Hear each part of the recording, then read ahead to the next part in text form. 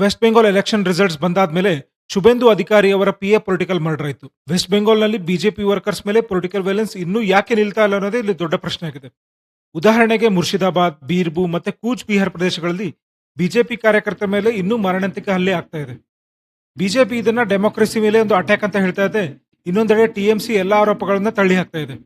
ಆದ್ರೆ ground reality ನೋಡಿದ್ರೆ Bengal politics ಇನ್ನೂ ವೈಲೆಂಟ್ ಫೇಸ್ ನಲ್ಲೇ ಇದೆ ಅನ್ನೋದು ಸ್ಪಷ್ಟ ಆಗ್ತಾ ಇದೆ. ಇತಿಹಾಸ ನೋಡಿದ್ರೆ ಕಳೆದ 355 ವರ್ಷಗಳಿಂದ ಬಂಗಾಳದ ರಸ್ತೆಗಳು ರಕ್ತ ನೋಡದೇ ಇರೋ ದಿನಗಳಿಲ್ಲ. 1717ರಲ್ಲಿ ಮುರ್ಷಿದ್ ಕುಲಿ ಖಾನ್ ಬೆಂಗಾಲ್ ನವಾಬ್ ಆದ ನಂತರ ಬೆಂಗಾಲ್ನಲ್ಲಿ ಪವರ್ ಪೊಲಿಟಿಕ್ಸ್ ಮತ್ತೆ ಬ್ರೂಟಲ್ ಟ್ಯಾಕ್ಸ್ ಕಲ್ಚರ್ ಆರಂಭ ಆಯಿತು. ನಂತರ 1905ರ ಇನ್ಫೇಮಸ್ ಪಾರ್ಟಿಷನ್ ಆಫ್ ಬೆಂಗಾಲ್, ಇನ್ನು 1946 ಡೈರೆಕ್ಟ್ ಆಕ್ಷನ್ ಡೇ ರೈಟ್ಸ್.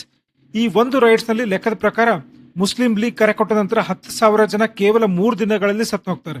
ಆ ಸಮಯದಲ್ಲಿ ಫಾರಿನ್ ಫೋಟೋ ಜರ್ನಲಿಸ್ಟ್ ಆಗಿದ್ದಂತಹ ಮಾರ್ಗ್ರೆಟ್ ಬ್ರೂಕ್ ವೈಟ್ ಬಂಗಾಳದ ಈ ಭಯಾನಕ ಚಿತ್ರಗಳನ್ನ ಕ್ಯಾಪ್ಚರ್ ಮಾಡಿದ್ರು. ರಸ್ತೆಗಳ ಮೇಲೆ ಇಡೋದಕ್ಕೆ ಆಗದಷ್ಟು ಹೆಣ ವಾರಗಟ್ಲೆ ಅನಾಥವಾಗಿ ಶವವಾಗಿ ಬಿದ್ದಿದ್ದು.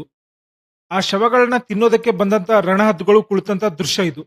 ಈ ದೃಶ್ಯಗಳನ್ನ ನೋಡಿ ಇಡೀ ಪ್ರಪಂಚಕ್ಕೆ ಶಾಕ್ ಆಗಿತ್ತು. ಸರಸ್ವತಿಯ ಜ್ಞಾನ ಭೂಮಿ ಅಂತ ಕರೆಯಲ್ಪಟ್ಟ ವೆಸ್ಟ್ ಬೆಂಗಾಲ್ ಇವತ್ತು ಕಮ್ಯುನಲ್ ಹೆಟ್ರೇಡ್ ಮತ್ತೆ ಪೊಲಿಟಿಕಲ್ ಎಕ್ಸ್ಟ್ರೀಮಿಸಂ ನ ಸಿಂಬಲ್ ಆಗಿ ಬದಲಾಗ್ತಿದೆ ಅನ್ನೋ ಭಯ ಆಗ್ಲೇ ಶುರು ಆಗಿತ್ತು. ಪಾರ್ಟಿಷನ್ ಪೊಲಿಟಿಕ್ಸ್ ಹೇಗೆ ಸಮಾಜವನ್ನು ಒಡೆದಾಕಬಹುದು ಅನ್ನೋದಕ್ಕೆ ಡೈರೆಕ್ಟ್ ಆಕ್ಷನ್ ಡೇ ಇಂದಿಗೂ ಒಂದು ದೊಡ್ಡ ವಾರ್ನಿಂಗ್ ಆಗಿದೆ.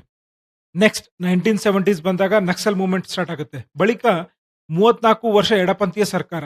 ಈ ಎಲ್ಲಾ ಘಟನೆಗಳು ಬೆಂಗಾಲ್ ಪೊಲಿಟಿಕ್ಸ್ ನ ಗ್ರಾಜುಯಲಿ ವೈಲೆನ್ಸ್ಗೆ ಅಡಿಕ್ಟ್ ಆಗೋಗೆ ಮಾಡ್ತು. ಸರಸ್ವತಿ ಪೂಜಿಸುವ ಜ್ಞಾನಭೂಮಿ ಸ್ಲೋಲಿ ಪೊಲಿಟಿಕಲ್ ಕಿಲ್ಲಿಂಗ್ಸ್ ನ ಲ್ಯಾಂಡ್ ಆಗಿ ಬದಲಾಯಿತು.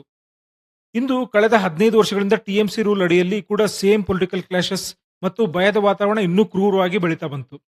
ಬಂಗಾಳದ ಪೊಲಿಟಿಕ್ಸ್ ನಲ್ಲಿ ಪೊಲಿಟಿಕಲ್ ವೈಲೆನ್ಸ್ ಇವತ್ತಿನ ದಿನಗಳಲ್ಲಿ ರಕ್ತಗತವಾಗಿದೆ. ಈ ಪೊಲಿಟಿಕಲ್ ವೈಲೆನ್ಸ್ ಕೇವಲ ಪೊಲಿಟಿಕಲ್ ಆಗಿ ಮಾತ್ರವಲ್ಲ, ಸೊಸೈಟಿಯ ಸಪೋರ್ಟ್ ತಗೊಂಡು ಬಂಗಾಳದ ಜನಸಾಮಾನ್ಯರ ಜೀವನದ ಒಂದು ಭಾಗವಾಗಿದೆ. ಇವೆಲ್ಲಾ ಕಾರಣಗಳಿಂದ ವೆಸ್ಟ್ ಬೆಂಗಾಲ್ ಇಡೀ ಇಂಡಿಯಾಕ್ಕೆ ಒಂದು ಪೊಲಿಟಿಕಲ್ ಲೆವೆಲ್ ನಲ್ಲಿ ಯುನಿಕ್ ಲ್ಯಾಬೊರೇಟರಿ. ಇತರ ರಾಜ್ಯಗಳಿಂದ ಡಿಫರೆಂಟ್ ಪೊಲಿಟಿಕಲ್ ಮಾಡೆಲ್ ಇಲ್ಲಿ ರನ್ ಆಗುತ್ತೆ. ಅದರ ಮಾಡೆಲ್ ತಿಳ್ಕೊಳ್ಳೋದು ತುಂಬಾ ಇಂಪಾರ್ಟೆಂಟ್. ಅದು ತಿಳಿದ್ರೆ ನೀವು ಅರ್ಥ ಮಾಡ್ಕೊಳ್ತೀರಿ ಬಂಗಾಳದಲ್ಲಿ ಆಗಿರೋ ಈ ಇನ್ಸಿಡೆಂಟ್ ಒಂದು ಒನ್ ಆಫ್ ದ ಇನ್ಸಿಡೆಂಟ್ ಅಲ್ಲ, ಇದು ಫ್ಯೂಚರ್ ನ ಒಂದು ಇಂಡಿಕೇಟರ್.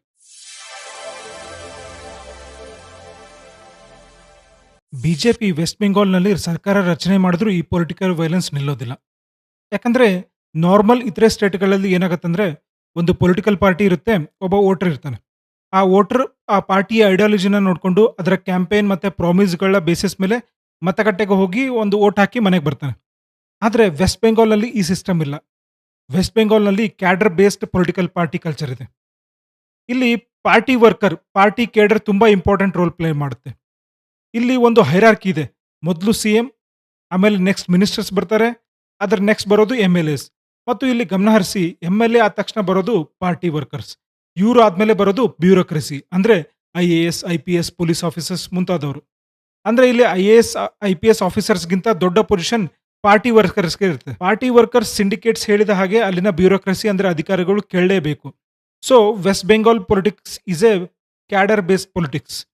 ಇಲ್ಲಿ ಲೋಕಲ್ ಕ್ಯಾಡರ್ ಅಂದ್ರೆ ಲೋಕಲ್ ವರ್ಕರ್ಸ್ಗಳು ಗ್ರಾಮೀಣ ಮಟ್ಟದಲ್ಲಿ ಅಂದ್ರೆ ವಿಲೇಜ್ ಲೆವೆಲ್ನಲ್ಲಿ ಮಾರ್ಕೆಟ್ಗಳಿಂದ ಹಿಡಿದು kirana shops, paan shops, school, ಕಾಲೇಜ್ಗಳವರೆಗೆ, ಸ್ಪೋರ್ಟ್ಸ್ ಕ್ಲಬ್ ಎಲ್ಲ ಕಡೆ ತಮ್ಮ ಕಂಟ್ರೋಲ್ನ ಇಟ್ಕೊಂಡಿರ್ತಾರೆ. ಇಲ್ಲಿ ಕಂಟ್ರೋಲ್ ಅಲ್ಲದೆ ಡೈಲಿ ಬೇಸಿಸ್ ಮೇಲೆ ಪಾರ್ಟಿ ವರ್ಕರ್ಸ್ ಲೋಕಲ್ ಬಿಸ್ನೆಸ್ ಇಂದ ಒಂದು ದುಡ್ಡನ್ನ ವಸೂಲಿ ಮಾಡ್ತಾರೆ. ನಾನು 2024ರಲ್ಲಿ ವೆಸ್ಟ್ ಬೆಂಗಾಲ್‌ನ ಮುರ್ಷಿದಾಬಾದ್ನಲ್ಲಿ ಒಂದು ಎನ್‌ಜಿಒ ಜೊತೆಗೆ ಕೆಲಸ ಮಾಡ್ತಾ ಇದ್ದಾಗ ಅಲ್ಲಿ ಮಾರ್ಕೆಟ್ ಪರಿಸ್ಥಿತಿ ಹೇಗಿತ್ತು ಅಂದ್ರೆ ಒಬ್ಬ 75 ವರ್ಷದ ಅಜ್ಜಿ ಅಲ್ಲಿ ತರಕಾರಿ ಮಾರಾಟ ಮಾಡ್ತಾ ಇದ್ಲು. ಅವಳ ಹತ್ರ TMC party worker daily ₹50 collect ಮಾಡ್ತಾ ಇದ್ದ. ಅವಳು ವ್ಯಾಪಾರ ಮಾಡಲಿ ಮಾಡದೇ ಇರಲಿ ಅವಳು ಆ ದುಡ್ಡನ್ನ ಕೊಡಲೇಬೇಕಿತ್ತು. ಅಷ್ಟೇ ಅಲ್ಲ, ಇಲ್ಲಿ ಇದ್ದಂತಹ ಈ ರಿಕ್ಷಾ ಚಾಲಕರು ಡೈಲಿ ₹200, ಕೂಲಿ ಕೆಲಸದವರು ಡೈಲಿ ₹50 ಕೊಡಲೇಬೇಕಿತ್ತು. ಇನ್ನು ಹಳ್ಳಿಗಳಲ್ಲಿ TMC party workers illegal toll ಗೇಟ್‌ನ ಓಪನ್ ಮಾಡಿ ಆ ಜಿಲ್ಲೆಗೆ ಬರುವಂತ ಬೇರೆ ಬೇರೆ ಜಿಲ್ಲೆಯ ಗಾಡಿಗಳು ಮತ್ತು ತಮ್ಮ ಕಮರ್ಷಿಯಲ್ ಲೈಸೆನ್ಸ್‌ನ ಆಧಾರದ ಮೇಲೆ ದಂಡ ಟ್ಯಾಕ್ಸ್ ಅನ್ನ ಕೊಡಲೇಬೇಕಿತ್ತು. ಇದನ್ನೆಲ್ಲ ನೋಡಿ ನನಗೆ ವಿಚಿತ್ರ ಅನ್ನಿಸ್ತು. ಹೊರಗಡೆ ಪ್ರಪಂಚಕ್ಕೆ ನಮಗೆಲ್ಲ ಇದೆಲ್ಲ ಗೊತ್ತೇ ಇಲ್ಲ. ಮತ್ತು ಆಶ್ಚರ್ಯ ಏನಂದ್ರೆ ಇದೆಲ್ಲ ಆಗ್ತಾ ಇದ್ರು ಪೊಲೀಸ್ ಸುಮ್ಮನೆ ಇರಬೇಕಾಗಿತ್ತು. ಯಾಕಂದ್ರೆ ಕಳೆದ 20 ವರ್ಷಗಳಲ್ಲಿ ವೆಸ್ಟ್ ಬೆಂಗಾಲ್‌ನ ಎಲ್ಲಾ ಡಿಪಾರ್ಟ್ಮೆಂಟ್‌ಗಳು ಪೊಲೀಸ್ ಇಂದ ಹಿಡಿದು ತಹಸೀಲ್ದಾರ್, ಪಂಚಾಯತ್ ಆಫೀಸ್ ಅಪಾಯಿಂಟ್ ಆದ ಮೋಸ್ಟ್ ಆಫ್ ದ ಪೀಪಲ್ ಈ ಟಿಎಂಸಿ ಪಾರ್ಟಿ ವರ್ಕರ್ಸ್ ಮತ್ತು ಲಂಚ ಕೊಟ್ಟು ಕೆಲಸ ಗಿಟ್ಸ್ಕೊಂಡವರು. ಇದು ನನ್ನ ಸ್ಟೇಟ್ಮೆಂಟ್ ಅಲ್ಲ, ಕೋಲ್ಕತ್ತಾ ಹೈಕೋರ್ಟ್‌ನ ಸ್ಟೇಟ್ಮೆಂಟ್. ಇಲ್ಲಿರೋ ಪಾರ್ಟಿ ವರ್ಕರ್ಸ್ ಯಾವುದೇ ಸಾಮಾನ್ಯ ವ್ಯಕ್ತಿ ಅಲ್ಲ. ಇವನು ಪಾರ್ಟಿಯ ಕಣ್ಣು, ಕಿವಿ, ಮೂಗು ಎಲ್ಲ ಆಗಿರ್ತಾನೆ. ಅವನು ಫುಲ್ ಟೈಮ್ ಪಾರ್ಟಿ ವರ್ಕರ್. ಅವನ ಮಂತ್ಲಿ ಸ್ಯಾಲರಿ ತಾನು ಕಲೆಕ್ಟ್ ಮಾಡಿರೋ ಇಲ್ಲೀಗಲ್ ಟ್ಯಾಕ್ಸ್ ಮೇಲೆ ಪರ್ಸೆಂಟೇಜ್ ಅಂತ ಲೆಕ್ಕ ಇರುತ್ತೆ. ಅಂದ್ರೆ ಎಷ್ಟು ಜಾಸ್ತಿ ಟ್ಯಾಕ್ಸ್ ಕಲೆಕ್ಟ್ ಮಾಡ್ತಾನೋ ಅಷ್ಟು ದೊಡ್ಡ ಶೇರ್ ಅವನಿಗೆ ಸಿಗುತ್ತೆ ಇಲ್ಲಿ. ಹೀಗಾದಾಗ ಅವನು ಪಾರ್ಟಿಗೋಸ್ಕರ ಪ್ರಾಣ ಕೊಡೋದಕ್ಕೂ ರೆಡಿ ಆಗ್ತಾನೆ. ಇಲ್ಲಿ ಇವನು ಪಾರ್ಟಿಗಾಗಿ ಜನರನ್ನ ಒಗ್ಗೂಡಿಸಿ ಎಲೆಕ್ಷನ್ ಟೈಮ್‌ನಲ್ಲಿ ಮಾತ್ರ ತರೋದಿಲ್ಲ. ಬದಲಾಗಿ ಪಾರ್ಟಿ ಬಿಹಾಫ್‌ನಲ್ಲಿ ಪಾರ್ಟಿಯ ಐಡಿಯಾಲಜಿ ಪ್ರತಿಯೊಬ್ಬ ವ್ಯಕ್ತಿಯು ಒಪ್ಪೋ ಹಾಗೆ ಮಾಡ್ತಾನೆ. ಸ್ಲೋ ಆಗಿ ಇದು ಸಿಂಡಿಕೇಟ್ ಆಗಿ ಕನ್ವರ್ಟ್ ಆಗುತ್ತೆ. ಅಂದ್ರೆ ಇಲ್ಲಿ ಯಾವುದೇ ಬಿಲ್ಡಿಂಗ್ ಕನ್‌ಸ್ಟ್ರಕ್ಟ್ ಆದ್ರು ಅಥವಾ ಆಗ್ಬೇಕಾದ್ರು, ಯಾವುದೇ ಪ್ರಾಜೆಕ್ಟ್ ಬಂದ್ರು, ಏನೇ ಆಗ್ಲಿ ಆ ಏರಿಯಾದಲ್ಲಿರೋ ಸಿಂಡಿಕೇಟ್‌ನ ಪರ್ಮಿಷನ್ ಇಲ್ದೆ ಒಬ್ಬ ತನ್ನ ಮನೆಗೆ ಈ ಇಟ್ಟಿಗೆನ ತರೋಕ್ಕೂ ಆಗೋದಿಲ್ಲ. ಇಲ್ಲಿ ಈ ಸಿಂಡಿಕೇಟ್‌ಗಳಿಗೆ ಬಾಡಿಗಾರ್ಡ್ಸ್ ತರ ವರ್ಕ್ ಮಾಡೋದು ಪೊಲೀಸ್ ಮತ್ತು ಲೋಕಲ್ ಅಡ್ಮಿನಿಸ್ಟ್ರೇಷನ್. ನೆಕ್ಸ್ಟ್ ಈ ಸಿಂಡಿಕೇಟ್ಸ್ ಅಲ್ಲಿರೋ ಎಂಎಲ್‌ಎನ ಸೋಲ್ದೇ ಇರೋ ತರ ನೋಡ್ಕೊಳ್ತಾರೆ. ಒಂದ್ ವೇಳೆ ಆ ಎಂಎಲ್‌ಎ ಸೋತು ಹೋದ್ರೆ ಅಥವಾ ಬೇರೆ ಪಾರ್ಟಿ ಅಧಿಕಾರಕ್ಕೆ ಬಂದ್ರೆ ತನ್ನ ಬಿಸ್ನೆಸ್ ಹಾಳಾಗ್ತೋ ಅನ್ನೋ ಭಯ ಈ ಸಿಂಡಿಕೇಟ್‌ಗಳಿಗಿರುತ್ತೆ. ಇವಾಗ ಅರ್ಥ ಮಾಡ್ಕೊಳ್ಳಿ ಎಷ್ಟು ಡೇಂಜರಸ್ ಈ ಪೊಲಿಟಿಕಲ್ ಸಿಸ್ಟಮ್ ಅಂತ. ಇದನ್ನ ಪೋಷಣೆ ಮಾಡಿದ್ದು ಎಡಪಂಥೀಯ ಸರ್ಕಾರ ಮತ್ತು ಮಮತಾ ಬ್ಯಾನರ್ಜಿಯ ಟಿಎಂಸಿ ಸರ್ಕಾರ. ಈ ತರದ ವಲೆಂಟ್ ಪೊಲಿಟಿಕಲ್ ಕಲ್ಚರ್ ಯಾಕೆ ಕ್ರಿಯೇಟ್ ಆಯ್ತು ಅಂದ್ರೆ 1947ರಲ್ಲಿ ಇಂಡಿಯಾ ಇಂಡಿಪೆಂಡೆಂಟ್ ಆದ್ಮೇಲೆ ಈಸ್ಟ್ ಪಾಕಿಸ್ತಾನದಿಂದ ತುಂಬಾ ರೆಫ್ಯೂಜೀಸ್ ಭಾರತಕ್ಕೆ ಬರ್ತಾರೆ. ಅದು ವೆಸ್ಟ್ ಬೆಂಗಾಲ್‌ಗೆ ಬರ್ತಾರೆ. ಅವರು ಬೆಂಗಾಲ್‌ಗೆ ಬಂದಾಗ ಅವರಿಗೆ ಇರೋದಕ್ಕೆ ಜಾಗ, ತಿನ್ನೋದಕ್ಕೆ ಆಹಾರ ಬೇಕಾಗಿತ್ತು. ಮೋಸ್ಟ್ ಕ್ರೂಷಿಯಲ್ ಅವರಿಗೆ ಒಂದು ಐಡೆಂಟಿಟಿ ಬೇಕಿತ್ತು. ಈ 3 ಕಾರಣಗಳಿಗೆ ಆ ಈಸ್ಟ್ ಪಾಕಿಸ್ತಾನದಿಂದ ಬಂದಂತ ಎಲ್ಲಾ ರೆಫ್ಯೂಜಿಗಳ ಲಾಭ ತಗೊಳ್ಳೋದಕ್ಕೆ ರಾಜಕೀಯ ಪಾರ್ಟಿಗಳು ತಮಗೆ ಬಂದ ಹಾಗೆ ಉಪಯೋಗಿಸಿಕೊಂಡ್ರು. ಆ ಟೈಮ್‌ನಲ್ಲಿ ವೆಸ್ಟ್ ಬೆಂಗಾಲ್‌ನಲ್ಲಿ 2 ಪೊಲಿಟಿಕಲ್ ಐಡಿಯಾಲಜಿಗಳು ಬಹಳ ಡಾಮಿನೇಟ್ ಆಗಿದ್ವು. ಒಂದು ಅಧಿಕಾರದಲ್ಲಿದ್ದಂತ ಕಾಂಗ್ರೆಸ್, ಇನ್ನೊಂದು leftist party. Leftist party west ಬೆಂಗಾಲ್‌ನಲ್ಲಿ intellectually most powerful organization. West ಬೆಂಗಾಲ್‌ನಲ್ಲಿ ಕಾಂಗ್ರೆಸ್ ಮತ್ತು ಲೆಫ್ಟಿಸ್ಟ್ ನಡುವೆ ಒಂದು ಸ್ಟ್ರಗಲ್ ಇತ್ತು. ಲೆಫ್ಟಿಸ್ಟ್ ಪಾರ್ಟಿ ಅಲ್ಲಿದ್ದಂತ ರೆಫ್ಯೂಜಿಗಳ ಸಪೋರ್ಟ್ ತಗೊಳ್ಳೋಕೆ ಟ್ರೈ ಮಾಡ್ತಾ ಇತ್ತು. ಕಾಂಗ್ರೆಸ್ ಕೂಡ ಅದನ್ನೇ ಟ್ರೈ ಮಾಡ್ತು. ಇಬ್ಬರ ಮಧ್ಯೆ ಕಾಂಪಿಟಿಷನ್ ಸ್ಟಾರ್ಟ್ ಆಯ್ತು. ಇಲ್ಲಿ ಇಬ್ರು ತಮ್ಮ ಐಡಿಯಾಲಜಿ ಪ್ರಕಾರ ಜನರನ್ನ ಒಗ್ಗೂಡ್ಸಕ್ಕೆ ಸ್ಟಾರ್ಟ್ ಮಾಡಿದ್ರು. ಆ ಟೈಮ್‌ನಲ್ಲಿ ಸ್ಟಾರ್ಟ್ ಆಗಿದ್ದೇ ಪಾರ್ಟಿ ವರ್ಕರ್ಸ್ ಕಾನ್ಸೆಪ್ಟ್ ಅಂದ್ರೆ ಕ್ಯಾಡರ್ ಸಿಸ್ಟಮ್. ಈ ಕ್ಯಾಡರ್‌ಗಳು ಗ್ರೌಂಡ್ ಲೆವೆಲಲ್ಲಿ ಗ್ರಾಮೀಣ ಲೆವೆಲ್‌ನಲ್ಲಿ ಜನರ ಜೊತೆ ಕನೆಕ್ಟ್ ಆಗಬೇಕು ಮತ್ತು ಅವರ ಅಗತ್ಯಗಳನ್ನ ಫುಲ್‌ಫಿಲ್ ಮಾಡಬೇಕು. 1977ರಲ್ಲಿ ಈ ಲೆಫ್ಟಿಸ್ಟ್ ಪಾರ್ಟಿಗಳು ಕಾಂಗ್ರೆಸ್ ಅನ್ನ ಒಂದು ಲೆಕ್ಕದ ಪ್ರಕಾರ ವೆಸ್ಟ್ ಬೆಂಗಾಲ್‌ನಿಂದ ಓಡಿಸಿದ್ರು. ಅವತ್ತು ಓಡಿ ಹೋಗಿದ್ದ ಕಾಂಗ್ರೆಸ್ ಇವತ್ತಿನವರೆಗೂ ಅಲ್ಲಿ ಅಧಿಕಾರದ ಚುಕ್ಕಾಣಿ ಹಿಡಿಯೋ ಒಂದು ಸಣ್ಣ ಅವಕಾಶನೂ ಸಿಗ್ತಾ ಇಲ್ಲ. ಈ ಲೆಫ್ಟಿಸ್ಟ್ ಪಾರ್ಟಿಗಳು ಅಧಿಕಾರಕ್ಕೆ ಬಂದ ಮೇಲೆ ಮುಂದಿನ 34 ವರ್ಷಗಳ ಕಾಲ ಅವರು ಒಂದು ವಿಷಯನ ತುಂಬಾ ಕ್ಲಿಯರ್ ಆಗಿ ಅರ್ಥ ಮಾಡ್ಕೊಂಡ್ರು. ನಮ್ಮ ಆಬ್ಜೆಕ್ಟಿವ್ ಈಗ ಕೇವಲ ಎಲೆಕ್ಷನ್ ಗೆಲ್ಲೋದು ಮಾತ್ರ ಅಲ್ಲ. ನಮ್ಮ ಆಬ್ಜೆಕ್ಟಿವ್ ಇಲ್ಲಿ ಸೊಸೈಟಿಯನ್ನ ಕಂಟ್ರೋಲ್ ಮಾಡೋದು ಅಂತ. ಲೆಫ್ಟಿಸ್ಟ್ ಪಾರ್ಟಿಗಳು ಇಲ್ಲಿ 2 ರಣನೀತಿಗಳನ್ನ ಅಡಾಪ್ಟ್ ಮಾಡ್ಕೊಂಡ್ರು. ಮೊದಲು ಅವರು ಏನ್ ಮಾಡಿದ್ರು ಅಂದ್ರೆ ಪಾರ್ಟಿ ವರ್ಕರ್ಸ್‌ಗೆ ಒಂದು ಇನ್ಫಾರ್ಮಲ್ ಸೋರ್ಸ್ ಆಫ್ ಇನ್ಕಮ್ ಮತ್ತು ಪವರ್ ಕೊಡೋದಕ್ಕೆ ಸ್ಟಾರ್ಟ್ ಮಾಡ್ತಾರೆ. ಅಂದ್ರೆ ಬೆಂಗಾಲ್‌ನಲ್ಲಿ ಯಾವುದೇ ವ್ಯಕ್ತಿ ಯಾವುದೇ ಸ್ಟೇಟ್ ಅಧಿಕಾರಿಯೊಂದಿಗೆ ಇಂಟರಾಕ್ಟ್ ಮಾಡಬೇಕು ಅಂದ್ರೆ ಡೈರೆಕ್ಟ್ಲಿ ಇಂಟರಾಕ್ಟ್ ಮಾಡೋ ಹಾಗಿರ್ಲಿಲ್ಲ. ಅಂದ್ರೆ ವೆಸ್ಟ್ ಬೆಂಗಾಲ್‌ನ ನಾಗರಿಕರು ಮತ್ತು ಅಧಿಕಾರಿಗಳ ಮಧ್ಯೆ ಒಂದು ಈ ಪಾರ್ಟಿ ವರ್ಕರ್ ಕೇಡರ್ ವರ್ಕ್ ಇರ್ತಾ ಇತ್ತು. ಒಂದು ಸಣ್ಣ ಡೆತ್ ಸರ್ಟಿಫಿಕೇಟ್ ಅಲ್ಲಿ ಬರ್ತ್ ಸರ್ಟಿಫಿಕೇಟ್ ಮಾಡಿಸಬೇಕು ಅಂದ್ರೆ ಫಸ್ಟ್ ಆ ವ್ಯಕ್ತಿ ಲೋಕಲ್ ಪಾರ್ಟಿ ಆಫೀಸ್‌ಗೆ ಹೋಗ್ತಾ ಇದ್ದ. ನೆಕ್ಸ್ಟ್ ಆ ಸಿಂಡಿಕೇಟ್ ಲೀಡರ್ ಆ ಕಟ್ ಮನಿ ಅಂದ್ರೆ ಲಂಚ ತಗೊಂಡು ಅದನ್ನ ಮಾಡಿಸಿಕೊಡ್ತಾ ಇದ್ದ. 1980ರ ದಶಕದಿಂದ ವೆಸ್ಟ್ ಬೆಂಗಾಲ್‌ನ ಒಬ್ಬ ನಾಗರಿಕ ತನಗೆ ಗವರ್ಮೆಂಟ್ ಇಂದ ಯಾವುದೇ ಲಾಭ ಅಥವಾ ಒಂದು ಚಿಕ್ಕ ಕೆಲಸ ಮಾಡಿಸ್ಕೊಳ್ಳೋದಕ್ಕೂ ಅವನಿಗೆ ಡೈರೆಕ್ಟ್ಲಿ ಗವರ್ಮೆಂಟ್ ಆಫೀಸ್ ಒಳಗೆ ಅವಕಾಶ ಇರಲಿಲ್ಲ ಹೋಗೋದಕ್ಕೆ. ಅವರು ಒಂದು ಮಾಡೆಲ್‌ನ ಕ್ರಿಯೇಟ್ ಮಾಡಿದ್ರು. ಆ ಮಾಡೆಲ್‌ನ ಪ್ರಕಾರ party worker and party cadre is superior than bureaucracy. ಇಲ್ಲಿ ಮುಖ್ಯವಾಗಿ ಹೇಳೋದೇನೆಂದ್ರೆ ಲೆಫ್ಟಿಸ್ಟ್ ಪಾರ್ಟಿಗಳು ಮತ್ತು ಟಿಎಂಸಿ ಪಾರ್ಟಿ ಈ ಲೋಕಲ್ ಪಾರ್ಟಿ ವರ್ಕರ್ಸ್ ಮತ್ತೆ ಕೇಡರ್ ಬೇಸ್ ಸಿಸ್ಟಮ್‌ನ ತುಂಬಾ ಸ್ಟ್ರಾಂಗ್ ಆಗಿ ಮಾಡಿಬಿಟ್ಟಿದ್ರು. ಈ ಕಳೆದ 45 ವರ್ಷಗಳಲ್ಲಿ ಈ ಪಾರ್ಟಿ ಕೇಡರ್ಸ್ ಬಳಿ ಸೋಷಿಯಲ್ ಕಂಟ್ರೋಲ್ ಇತ್ತು, ಎಕನಾಮಿಕ್ ಕಂಟ್ರೋಲ್ ಇತ್ತು, ಟೆರಿಟೋರಿಯಲ್ ಕಂಟ್ರೋಲ್ ಇತ್ತು ಮತ್ತು ಅವರು ತಮ್ಮ ಟೆರಿಟೋರಿಯಲ್ಲಿ ಲೋಕಲ್ ಗ್ಯಾಂಗ್ಸ್ಟರ್ ತರ ವರ್ಕ್ ಮಾಡ್ತಾ ಇದ್ರು. ಅವರ ತಾಕತ್ನಿಂದಲೇ ವೆಸ್ಟ್ ಬೆಂಗಾಲ್‌ನ ಪೊಲಿಟಿಕ್ಸ್ ರನ್ ಆಗ್ತಾ ಇತ್ತು. ಸ್ಟೇಟ್ ಪೊಲಿಟಿಕ್ಸ್ ಅವರಿಗೆ ಕಂಪ್ಲೀಟ್ ಸಪೋರ್ಟ್ ಕೊಡ್ತಾ ಇತ್ತು. ಯಾಕಂದ್ರೆ ಅವರ ಸಪೋರ್ಟ್ ಇಲ್ದಿದ್ರೆ ಅವರು ಪವರ್‌ಗೆ ಬರೋದಕ್ಕೆ ಆಗ್ತಾ ಇರಲಿಲ್ಲ ಮತ್ತು ಪವರ್‌ನಲ್ಲಿ ಉಳಿಯೋದಕ್ಕೂ ಆಗ್ತಾ ಇರಲಿಲ್ಲ. ಇಲ್ಲಿ ಎರಡನೇ ಪಾಯಿಂಟ್ ಏನಂದ್ರೆ ಮೋಸ್ಟ್ ಡೇಂಜರಸ್ ಪಾಯಿಂಟ್ ಏನಂದ್ರೆ 1970ರಲ್ಲಿ ವೆಸ್ಟ್ ಬೆಂಗಾಲ್‌ನಲ್ಲಿ ಲೆಫ್ಟಿಸ್ಟ್ ಪಾರ್ಟಿಗಳು ಚೈನಾದಿಂದ ಇನ್ಸ್ಪಿರೇಷನ್ ತೆಗೆದುಕೊಂಡು ನಕ್ಸಲೈಟ್ ಮೂವ್‌ಮೆಂಟ್‌ಗೆ ಜನ್ಮ ಕೊಡ್ತಾರೆ. ಈ ನಕ್ಸಲೈಟ್ ಮೂವ್‌ಮೆಂಟ್ ಅಡಿಯಲ್ಲಿ ಅವರು ಹೇಳಿದ್ದೇನೆಂದ್ರೆ ನಮಗೆ ಭಾರತದಲ್ಲಿ ಎಸ್ಪೆಷಲಿ ವೆಸ್ಟ್ ಬೆಂಗಾಲ್ ಮತ್ತು ಸುತ್ತಮುತ್ತಲಿನ ರಾಜ್ಯಗಳಲ್ಲಿ ಆರ್ಮ್ಡ್ ರಿವೋಲ್ಟ್ ಮತ್ತು ಆರ್ಮ್ಡ್ ರೆವಲ್ಯೂಷನ್ ಸ್ಟಾರ್ಟ್ ಮಾಡಬೇಕು ಅಂತ. ಇಲ್ಲಿ ಅವರು ಯಾವ ರೀತಿಯಲ್ಲಿ ಗೇಮ್ ಆಡೋದಕ್ಕೆ ಸ್ಟಾರ್ಟ್ ಮಾಡಿದ್ರು ಅಂದ್ರೆ ನಕ್ಸಲ್ ಮೂವ್‌ಮೆಂಟ್‌ಗೆ ಬೇಕಾದಂತ ಆರ್ಮ್ಸ್ ಅಂಡ್ ಅಮ್ಯುನಿಷನ್ಸ್ ಪ್ರೊವೈಡ್ ಮಾಡೋದಕ್ಕೆ ಸ್ಟಾರ್ಟ್ ಮಾಡ್ತಾರೆ. ಇಲ್ಲಿ ಅವರು ಬರ್ಬರ್ತಾ ಲೆಫ್ಟಿಸ್ಟ್ ಐಡಿಯಾಲಜಿ ಜೊತೆಗೆ ಈ ನಕ್ಸಲೈಟ್ ವೈಲೆನ್ಸ್‌ನ ಫ್ಯೂಷನ್ ಮಾಡೋದಕ್ಕೆ ಸ್ಟಾರ್ಟ್ ಮಾಡ್ತಾರೆ. ಈ 2 ಪಾಯಿಂಟ್ ಮೇಲೆ ನೀವು ವೆಸ್ಟ್ ಬೆಂಗಾಲ್ ಪೊಲಿಟಿಕಲ್ ವೈಲೆನ್ಸ್ ಕಲ್ಚರ್‌ನ ಅರ್ಥ ಮಾಡ್ಕೊಳ್ಳೋದಕ್ಕೆ ಟ್ರೈ ಮಾಡಿ. ಇಲ್ಲಿ ಲೆಫ್ಟಿಸ್ಟ್‌ನ ವೈಲೆನ್ಸ್ ಕಲ್ಚರ್ ಕೌಂಟರ್ ಮಾಡೋದಕ್ಕೆ ಕಾಂಗ್ರೆಸ್ ಮೊದಲು ಈ ವೈಲೆಂಟ್ ಕಲ್ಚರ್ ಅನ್ನ ಅಡಾಪ್ಟ್ ಮಾಡೋದಕ್ಕೆ ಬಯಸಲಿಲ್ಲ. ಆದ್ರೆ ಕಾಂಗ್ರೆಸ್ ಒಳಗೆ ಇದ್ದಂತ ಕೆಲವೊಬ್ರು ಇದನ್ನು ಒಪ್ಪಲಿಲ್ಲ. ನಮಗೆ ಪವರ್ ಬೇಕು ಅಂದ್ರೆ ಮತ್ತು ಲೆಫ್ಟಿಸ್ಟ್ ಗವರ್ನಮೆಂಟ್‌ನ ಕಿತ್ತಾಕ್ಬೇಕು ಅಂದ್ರೆ ನಮ್ಗಿರೋದು ಒಂದೇ ಒಂದು ದಾರಿ. ನಾವು ಕೂಡ ವೈಲೆಂಟ್ ಆಗಬೇಕು ಅಂತ ಕಾಂಗ್ರೆಸ್‌ನಲ್ಲಿ ಕೆಲವೊಬ್ರು ಯೋಚನೆ ಮಾಡೋದಕ್ಕೆ ಸ್ಟಾರ್ಟ್ ಮಾಡ್ತಾರೆ. ಈ ಕಾರಣದಿಂದ ಕಾಂಗ್ರೆಸ್ ಇಲ್ಲಿ ಒಡೆದು ಹೋಗುತ್ತೆ. ರಾಜೀವ್ ಗಾಂಧಿ ಸಪೋರ್ಟ್‌ನಿಂದ ಬೆಳೆದಂತ ಮಮತಾ ಬ್ಯಾನರ್ಜಿ 1998ರಲ್ಲಿ ಕಾಂಗ್ರೆಸ್‌ನಿಂದ ಹೊರಗೆ ಬಂದು ಆಲ್ ಇಂಡಿಯಾ ತೃಣಮೂಲ್ ಕಾಂಗ್ರೆಸ್‌ನ ಸ್ಥಾಪನೆ ಮಾಡ್ತಾರೆ. ಇಲ್ಲಿ ಮಮತಾ ಬ್ಯಾನರ್ಜಿ ನೇತೃತ್ವದ ಟಿಎಂಸಿ ಪಾರ್ಟಿ ಈ ಲೆಫ್ಟ್ ವಿಂಗ್ ಐಡಿಯಾಲಜಿ ಮತ್ತು ವೈಲೆನ್ಸ್ ಕಲ್ಚರ್‌ನ ಅಡಾಪ್ಟ್ ಮಾಡಿಕೊಂಡು ಸಿಂಗೂರ್ ಮತ್ತೆ ನಂದಿಗ್ರಾಮ್ ಮೂವ್‌ಮೆಂಟ್ ಆದ್ಮೇಲೆ 2011ರಲ್ಲಿ ಪವರ್‌ಗೆ ಬರುತ್ತೆ. ಪವರ್‌ಗೆ ಬಂದ ಮೇಲೆ ನೋಡಿ ಸ್ಟಾರ್ಟ್ ಆಗೋದು ವೆಸ್ಟ್ ಬೆಂಗಾಲ್‌ನ ಹಿಂದೆಂದೂ ಕಾಣದಂತ ವಯಲೆನ್ಸ್ ಕಲ್ಚರ್. ಇಲ್ಲಿ ಬ್ಯೂಟಿ ಏನಂದ್ರೆ 2011ರಲ್ಲಿ ಟಿಎಂಸಿ ಪವರ್‌ಗೆ ಬಂದಾಗ ತನ್ನ ಕ್ಯಾಡರ್ ಜೊತೆಗೆ ಲೆಫ್ಟಿಸ್ಟ್ ಕ್ಯಾಡರ್‌ನ ಜೋಡಿಸಿಕೊಂಡ್ರು. ಈ ಲೆಫ್ಟಿಸ್ಟ್ ಪಾರ್ಟಿಗಳು ಮಮತಾ ಬ್ಯಾನರ್ಜಿ ಜೊತೆ ಸೇರಿದಾಗ ಟಿಎಂಸಿ ಅಂದ್ರೆ ತೃಣಮೂಲ್ ಕಾಂಗ್ರೆಸ್‌ನ ಎಂಟೈರ್ ಪೊಲಿಟಿಕಲ್ ಸ್ಟ್ರಕ್ಚರ್ ಮತ್ತು ಐಡಿಯಾಲಜಿ ಹೈಜಾಕ್ ಆಗುತ್ತೆ. ಲೆಫ್ಟಿಸ್ಟ್ ಪಾರ್ಟಿಯ ಡಿಸಿಪ್ಲಿನ್ಡ್ ವರ್ಕರ್ಸ್ ಮತ್ತೆ ಡಿಸಿಪ್ಲಿನ್ ಕ್ಯಾಡರ್ ಮಮತಾ ಬ್ಯಾನರ್ಜಿ ಅವರ ಕ್ಯಾಡರ್ ಜೊತೆ ಸೇರಿದಾಗ ಒಂದು ವಿಷಯ ಕ್ಲಿಯರ್ ಆಗುತ್ತೆ ಇಲ್ಲಿ.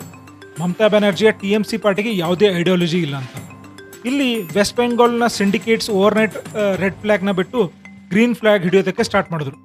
ವೆರಿ ನೆಕ್ಸ್ಟ್ ಮೂಮೆಂಟ್ ಅವರು ಪವರ್ ಸೆಂಟರ್ಸ್ ಆಗ್ಬಿಟ್ರು. ಈ ಪವರ್ ಸೆಂಟರ್ಸ್ ಈಗ ಸೊಸೈಟಿನ ಮತ್ತೆ ಕಂಟ್ರೋಲ್ ತಗೊಳ್ಳೋದಕ್ಕೆ ಸ್ಟಾರ್ಟ್ ಮಾಡ್ತಾರೆ. ಇವತ್ತು ವೆಸ್ಟ್ ಬೆಂಗಾಲ್‌ನಲ್ಲಿ ದುರ್ಗಾ ಪೂಜೆ ಆಗ್ಬೇಕಂದ್ರೆ, ಕಾಳಿದೇವಿ ಜಾತ್ರೆ ಆಗ್ಬೇಕಂದ್ರೆ, ಫುಟ್ಬಾಲ್ ಮ್ಯಾಚ್ ಆಗ್ಬೇಕಂದ್ರೆ, ಯಾವುದೇ ರೀತಿಯ ಯೂತ್ ಇವೆಂಟ್ ಆಗ್ಬೇಕಂದ್ರೆ ಈ ಸಿಂಡಿಕೇಟ್‌ನ ಪರ್ಮಿಷನ್ ಬೇಕೇ ಬೇಕು. ಈಗ ನೀವು ವೆಸ್ಟ್ ಬೆಂಗಾಲ್‌ನ ರಿಯಲ್ ಪ್ರಾಬ್ಲಮ್‌ನ ಅರ್ಥ ಮಾಡ್ಕೊಳ್ಳೋಕೆ ಟ್ರೈ ಮಾಡಿ. 2026 ಎಲೆಕ್ಷನ್ಸ್‌ನಲ್ಲಿ ಮಮತಾ ಬ್ಯಾನರ್ಜಿ ಟಿಎಂಸಿಯ ಪೊಲಿಟಿಕಲ್ ಮಾಡೆಲ್ ಹೇಗೆ ಕಂಪ್ಲೀಟ್ ಆಗಿ ಕ್ರಶ್ ಆಯ್ತು ಅಂತ. ಇಲ್ಲಿ ಸಂಪೂರ್ಣವಾಗಿ ಕ್ರಶ್ ಆಗಿರೋ ಕ್ಯಾಡರ್ ಮತ್ತೆ ಸಿಂಡಿಕೇಟ್ಸ್ ಈ ಪಾಯಿಂಟ್‌ನಲ್ಲಿ ಫುಲ್ ರೆಡಿ ಆಗಿದ್ದಾರೆ. ಟಿಎಂಸಿಯ ಹಸಿರು ಜೆಂಡಾ ಬಿಟ್ಟು ಭಗವಾ ಜೆಂಡಾ ಹಿಡಿಯಬೇಕು ಅಂತ. ಆದ್ರೆ ಬಿಜೆಪಿಯಲ್ಲಿ ಹೊಸ ಮೆಂಬರ್ಸ್‌ನ ತನ್ನ ಪಾರ್ಟಿ ಒಳಗೆ ಸೇರಿಸಿಕೊಳ್ಳೋದಕ್ಕೆ ಫುಲ್ ಸ್ಟಾಪ್ ಹಾಕ್ಬಿಟ್ಟಿದೆ. ಅದಕ್ಕೆ ಕಾರಣ ಏನಂದ್ರೆ 2021-24 ಎಲೆಕ್ಷನ್ಸ್‌ನಲ್ಲಿ ಬಿಜೆಪಿ ಸೋತಾಗ, ವೆಸ್ಟ್ ಬೆಂಗಾಲ್‌ನಲ್ಲಿ ಸೋತಾಗ ಪೋಸ್ಟ್ ಪೋಲ್ ವೈಲೆನ್ಸ್‌ನಲ್ಲಿ ಬಿಜೆಪಿಯ 500ಕ್ಕೂ ಹೆಚ್ಚು ಕಾರ್ಯಕರ್ತರು ಪ್ರಾಣ ಕಳ್ಕೊಂಡಿದ್ರು. ಇನ್ನು 12 ಜಿಲ್ಲೆ 1 ಲಕ್ಷಕ್ಕೂ ಹೆಚ್ಚು ಬಿಜೆಪಿ ವರ್ಕರ್ಸ್, ಕಾಂಗ್ರೆಸ್ ವರ್ಕರ್ಸ್ ಮತ್ತೆ ಲೆಫ್ಟ್ ಪಾರ್ಟಿಯ ವರ್ಕರ್ಸ್ ವೆಸ್ಟ್ ಬೆಂಗಾಲ್ ಬಿಟ್ಟು ಪಕ್ಕದ ರಾಜ್ಯಗಳಿಗೆ ಓಡೋಗಿದ್ರು. ಎಲ್ಲಿ ನಮ್ಮನ್ನ ಟಿಎಂಸಿ ವರ್ಕರ್ಸ್ ಸಾಯಿಸ್ಬಿಡ್ತಾರೋ ಅನ್ನೋ ಭಯಕ್ಕೆ.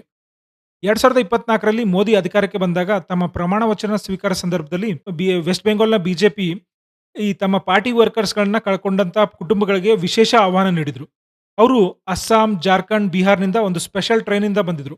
ಇವಾಗ ಅರ್ಥ ಮಾಡ್ಕೊಳ್ಳಿ ವೆಸ್ಟ್ ಬೆಂಗಾಲ್‌ನಲ್ಲಿ ಸಿಂಡಿಕೇಟ್ ವಿರುದ್ಧ ಹೋಗೋದು ಎಷ್ಟು ಕಷ್ಟ ಅಂತ. ವೆಸ್ಟ್ ಬೆಂಗಾಲ್‌ನಲ್ಲಿ ಈ ಸಿಂಡಿಕೇಟ್ಸ್ ಎಲೆಕ್ಷನ್ಸ್‌ನ ಹೇಗೆ ಕಂಟ್ರೋಲ್ ಮಾಡುತ್ತಂದ್ರೆ, ನಾನು 2024ರಲ್ಲಿ ಮುರ್ಷಿದಾಬಾದ್‌ನಲ್ಲಿ ವರ್ಕ್ ಮಾಡ್ತಾ ಇದ್ದಾಗ ಅಲ್ಲಿ ಕೇಳಿ ಬಂದ ಕೆಲವು ಘಟನೆಗಳ ಬಗ್ಗೆ ನಿಮ್ಗೆ ಹೇಳ್ತೇನೆ ಇವತ್ತಿನ ಕೇಳಿ. ವೋಟ್ ಹಾಕೋ ದಿನ ಟಿಎಂಸಿ ವರ್ಕರ್ಸ್ ನಿಮ್ಮ ಮನೆ ಮುಂದೆ ಬಂದು ಒಂದು ಬಿಳಿ ಸೀರೆ, ಊದಿನ ಕಡ್ಡಿ, ಮಡಿಕೆ ಎಲ್ಲವನ್ನೂ ತಂದಿಡ್ತಾರೆ. ಯಾಕಂದ್ರೆ ನೀವು ಏನಾದ್ರೂ ಟಿಎಂಸಿ ವಿರುದ್ಧ ವೋಟ್ ಹಾಕಿದ್ರೆ ನಿಮ್ಮ ಮನೇಲಿ ಒಬ್ಬ ಗಂಡ್ಸ್ ಕೂಡ ಜೀವಂತವಾಗಿರೋದಿಲ್ಲ ಅಂತ ವಾರ್ನಿಂಗ್ ಲೆಟರ್ ಮನೆ ಮುಂದೆ ಇಟ್ಟು ಹೋಗ್ತಾರೆ. ಇನ್ನು ನೆಕ್ಸ್ಟ್ ಹಿಂದೂಗಳು ಜಾಸ್ತಿ ಇರೋ ಏರಿಯಾಗಳಲ್ಲಿ ಮತ್ತು ಗ್ರಾಮಗಳಲ್ಲಿ ಮನೆಗೆ ಬೀಗನೇ ಹಾಕ್ಬಿಡ್ತಾರೆ. ಮತ್ತು ವೋಟಿಂಗ್ ದಿನ ಇಡೀ ದಿನ ಬೈಕ್ ಮತ್ತು ಕಾರ್ ತಗೊಂಡು ಲೌಡ್ ಸ್ಪೀಕರ್ ಹಾಕೊಂಡು ಒಂದು ಭಯದ ವಾತಾವರಣ ಸೃಷ್ಟಿ ಮಾಡ್ತಾರೆ. ಒಂದ್ ವೇಳೆ ಹಾಗೋ ಹೀಗೋ ಜನ ವೋಟ್ ಹಾಕೋದಕ್ಕೆ ಮತಗಟ್ಟೆಗೆ ಬಂದ್ರೆ ಅಲ್ಲಿ ಏನಾದ್ರೂ ಸರ್ವೆಲೆನ್ಸ್ ಕ್ಯಾಮ್ರಾ ಇಲ್ಲ ಅಂದ್ರೆ ಅವ್ರನ್ನ ಫೋರ್ಸ್ಫುಲಿಯಾಗಿ ಟಿಎಂಸಿಗೆ ವೋಟ್ ಹಾಕಿಸ್ತಾರೆ. ಒಂದ್ ವೇಳೆ ಕ್ಯಾಮ್ರಾ ಇತ್ತು ಅಂದ್ರೆ ಅವರು ಮಾಡೋ ಚಾಣಾಕ್ಷ ಬುದ್ಧಿ ಏನಂದ್ರೆ ವೋಟಿಂಗ್ ಮಷಿನ್ನ ಅಪೋಸಿಷನ್ ಪಾರ್ಟಿ ಬಟನ್ ಮೇಲೆ ಒಂದು ತರದ ಪರ್ಫ್ಯೂಮ್ ಹಾಕ್ತಾರೆ. ಒಂದ್ ವೇಳೆ ಆ ವ್ಯಕ್ತಿ ಆ ಬಟನ್ ಒತ್ತಿದ್ದೇ ಆದ್ರೆ ಅವನ ಬೆರಳನ್ನ ಮೂಸಿ ನೋಡ್ತಾರೆ. ಇಲ್ಲಿ ಅವನ ಬೆರಳನ್ನ ಸ್ಮೆಲ್ ಬಂದ್ರೆ, ಅವನ ಬೆರಳು ಏನಾದ್ರೂ ಸ್ಮೆಲ್ ಬಂದ್ರೆ ಅವನ ಕೈಯನ್ನೇ ಕಟ್ ಮಾಡ್ತಾರೆ. ಈ ತರ ತಮ್ಮ ಬೆರಳು ಕೈ ಕಟ್ಟಾದವ್ರನ್ನ ಸುಮಾರು ಜನನ ಮೀಟ್ ಮಾಡಿದ್ದೀನಿ. ಇನ್ನು ಈ ಸಿಟಿ ಲೆವೆಲ್‌ನಲ್ಲಿ school, college, university, hostel room ಎಲ್ಲ ಕಡೆ ಟಿಎಂಸಿ ಪಾರ್ಟಿ ಆಫೀಸ್ ಇರುತ್ತೆ. ಇಲ್ಲಿ ಟಿಎಂಸಿಯ ಸ್ಟೂಡೆಂಟ್ ಪಾರ್ಟಿ ವರ್ಕರ್ಸ್ ಹೇಳಿದ ಹಾಗೇನೆ ಆಯಾ school, college, university administration rules ಅಂತ ಅದು ಕೆಲಸ ಮಾಡಲೇಬೇಕು. ಇಲ್ಲಿ ಹಾಸ್ಪಿಟಲ್ ಅಂತ ಅಲ್ಲ, ಬಸ್ ಸ್ಟ್ಯಾಂಡ್ ಅಂತ ಅಲ್ಲ, ಎಲ್ಲಿ ಹೋದ್ರೂ ಒಂದು ಅಮೌಂಟ್ ಫಿಕ್ಸ್. ಏನೇ ಕೆಲಸ ಆಗಬೇಕು ಅಂದ್ರೂ ಟಿಎಂಸಿ ಲೋಕಲ್ ಲೀಡರ್ಸ್‌ಗೆ ಗೂಂಡಾಗಳಿಗೆ ₹200 ಕೊಡಲೇಬೇಕು. ಒಂದು ಬಸ್ ಸ್ಟ್ಯಾಂಡ್‌ನಲ್ಲಿ ನಿಲ್ಲೋದಕ್ಕೂ ₹200 ಕೊಡಲೇಬೇಕು. ಟಿಎಂಸಿಯ ಈ ಪೂರ್ತಿ ಕ್ಯಾಡರ್‌ನ ಪ್ರಶ್ನೆ ಮಾಡೋದಕ್ಕೆ ಇಲ್ಲಿ ಮತ್ತೊಂದು ಭಗವಾ ಕ್ಯಾಡರ್ ಈಗಾಗಲೇ ಎಸ್ಟಾಬ್ಲಿಷ್ ಆಗಿದೆ. ವೆಸ್ಟ್ ಬೆಂಗಾಲ್‌ನಲ್ಲಿ ಈಗ ಆಗ್ತಿರೋ ಪೊಲಿಟಿಕಲ್ ವೈಲೆನ್ಸ್ ಮತ್ತು ಮುಂದೆ ಇನ್ನೂ ಹೆಚ್ಚಾಗೋ ಸಾಧ್ಯತೆ ಇದೆ. ಪ್ರಾಬ್ಲಮ್ ಈಗ ಏನಾಗ್ತಿದೆ ಅಂದ್ರೆ ಬಿಜೆಪಿ ಕ್ಯಾಡರ್ ಇದೆಯಲ್ಲ, ಅವರು ಮಮತಾ ಕ್ಯಾಡರ್ ಅನ್ನ ಅಬ್ಸರ್ವ್ ಮಾಡೋಲ್ಲ. ಅಂದ್ರೆ ತಮ್ಮ ಪಾರ್ಟಿಗೆ ಸೇರಿಸ್ಕೊಳ್ಳೋದಿಲ್ಲ. ಅದಕ್ಕೆ ಮಮತಾ ಕ್ಯಾಡರ್‌ಗೆ ಈಗ ದಿಕ್ಕು ಕಾಣಿಸ್ತಾ ಇಲ್ಲ, ಅನಾಥವಾಗಿದೆ. ತೃಣಮೂಲ ಕ್ಯಾಡರ್‌ಗೆ ಈಗ ಭಯ ಹುಟ್ಟಿದೆ. ನಮ್ಮ ಬಳಿ ಇದ್ದಂತಹ economic control, society control, clubs control, football, Durga Puja ಇವೆಲ್ಲದರ ಕಂಟ್ರೋಲ್ ಮತ್ತೆ ಸರ್ಕಾರಿ ಸ್ಕೀಮ್‌ಗಳ ಕಂಟ್ರೋಲ್, ಸರ್ಕಾರಿ ಅಧಿಕಾರಿಗಳ ಆಕ್ಸೆಸ್ ಕಂಟ್ರೋಲ್ ಇವಾಗಿಲ್ಲ ಅನ್ನೋ ಭಯ. ಆದ್ರೆ ಸಹಜವಾಗಿ ನೀವು ಒಬ್ಬ ವ್ಯಕ್ತಿಯ ಅಧಿಕಾರವನ್ನು ಕಿತ್ಕೊಂಡಾಗ, ಅವನ ಬಳಿ ಇರೋ ತಾಕತ್ತನ್ನ ಕಿತ್ಕೊಂಡಾಗ ಅವನು ಅಷ್ಟು ಈಸಿಯಾಗಿ ಸೋಲನ್ನು ಒಪ್ಕೊಳ್ಳೋದಿಲ್ಲ. ಆ ತಾಕತ್ತನ್ನ ಅವನು ಸುಲಭವಾಗಿ ಕೈ ಬಿಡೋದಿಲ್ಲ. ಅದಕ್ಕೆ ಅವನು ಏನ್ ಬೇಕಾದ್ರೂ ಮಾಡೋದಕ್ಕೆ ರೆಡಿ ಆಗ್ತಾನೆ. West Bengal chief minister Shubhendu ಅಧಿಕಾರಿ ಅವರ ಪಿಎ ಶೂಟೌಟ್ ಆಗಿದ್ದು ಇದಕ್ಕೆ ಪುಷ್ಟಿ ಕೊಡುತ್ತೆ. ಇದು ಮುಂದೆ ಇನ್ನೂ ಹೆಚ್ಚಾಗುತ್ತೆ ಅನ್ನೋದೇ ಭಯ ಇಲ್ಲಿ. ಸೊ ಕ್ವಶನ್ ಏನಂದ್ರೆ ಗ್ರಾಮೀಣ ಲೆವೆಲ್‌ನಲ್ಲಿ ವೆಸ್ಟ್ ಬೆಂಗಾಲ್‌ನಲ್ಲಿ ನೋಡಿದ್ರೆ ಪೊಲಿಟಿಕಲ್ ವೈಲೆನ್ಸ್ ಇನ್ನೂ ನಿಂತಿಲ್ಲ. ಮುಂದೆ ಬರೋ ದಿನಗಳಲ್ಲಿ ಇನ್ನೂ ಹೆಚ್ಚಾಗುತ್ತೆ ಅನ್ನೋದನ್ನ ಮರಿಬೇಡಿ.